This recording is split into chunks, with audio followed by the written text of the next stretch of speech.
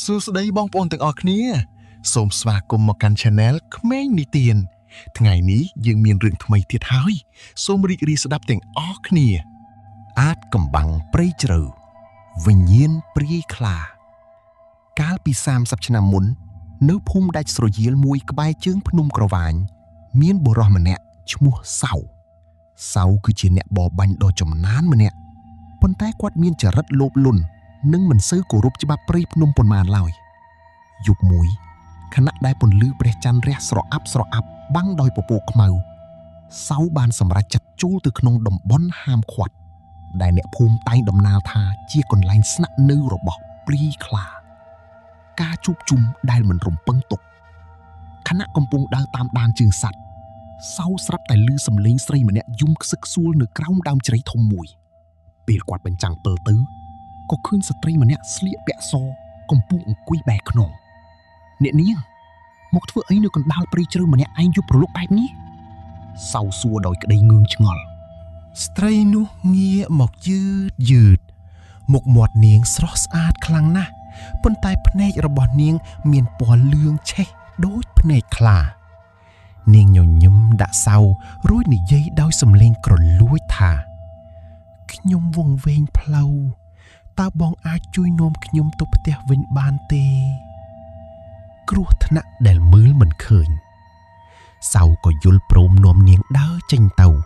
ប៉ុន្តែកាន់តែដើរវាកាន់តែជ្រៅទៅក្នុងព្រៃ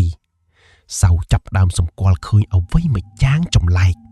ស្ត្រីនោះដើរគ្មានសំឡេងជើងហើយស្រមោលរបស់នាងដែលចាំងដោយពន្លឺព្រះច័ន្ទមិនមែនជារូបរាងមនុស្សទេប៉ុន្តែជារូបរាងសត្វខ្លាដ៏ធំមហិមា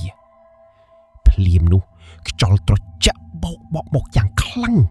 ស្ត្រីនោះក៏បាត់ខ្លួនឈឹង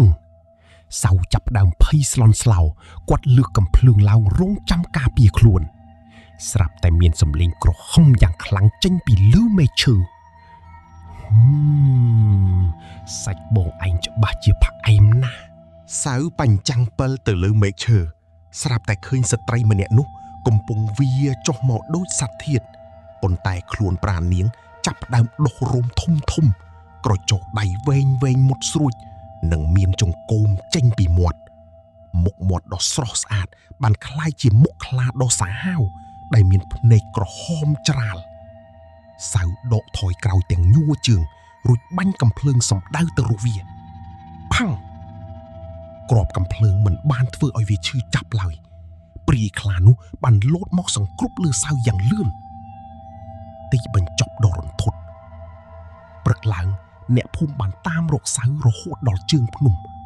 អ្វីដែលពួកគេបានឃើញគឺមានតែអាវរបស់សៅដែលរហែកដាច់ខ្ទេចខ្ទីនិងដានជើងខ្លាធំដែលប្រឡាក់ដោយឈាមដើរសម្ដៅចូលទៅក្នុងរូងភ្នំងងឹត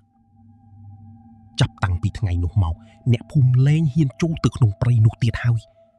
នៅយប់ខែដាច់គេតែងតែឮសំឡេងស្រីយំលាយឡំនឹងសំឡេងក្រហមរបស់ខ្លាចេញពីក្នុងព្រៃជ្រៅដែលជាសញ្ញាបញ្ជាក់ថាព្រាយខ្លានៅតែរងចាំចំណីរបស់វាជានិច្ច